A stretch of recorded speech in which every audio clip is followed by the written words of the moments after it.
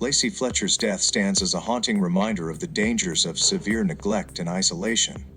It has sparked conversations about the responsibility of caregivers, the need for stronger welfare checks, and the importance of mental health awareness. Lacey Ellen Fletcher was a 36-year-old woman from Slaughter, Louisiana. She had been living under the care of her parents, Clay and Sheila Fletcher, in what should have been the safety of her own home. However, what was uncovered upon her death revealed a shocking level of neglect that ultimately led to her passing. Lacey was reportedly autistic and may have had severe social anxiety.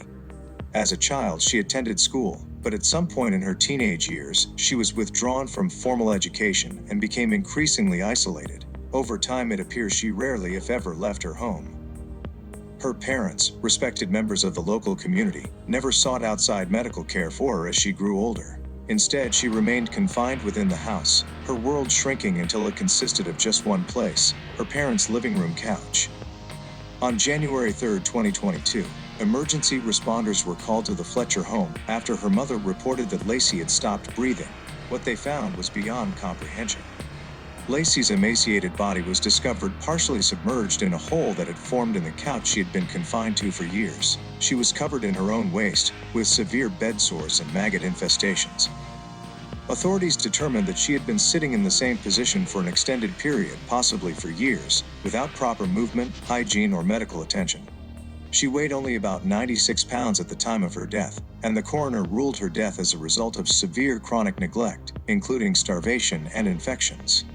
Following the gruesome discovery, an investigation was launched into Lacey's parents, Clay and Sheila Fletcher. They were later indicted on charges of second-degree murder, with prosecutors arguing that their failure to care for their daughter amounted to intentional neglect leading to her death. The case drew national and international attention due to its shocking nature. Many questioned how such extreme neglect could have occurred without intervention from neighbors, friends, or local authorities.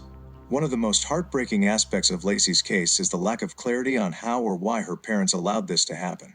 They claimed she had refused to move from the couch due to anxiety and other issues, but the extent of her suffering suggests a complete abandonment of basic caregiving responsibilities.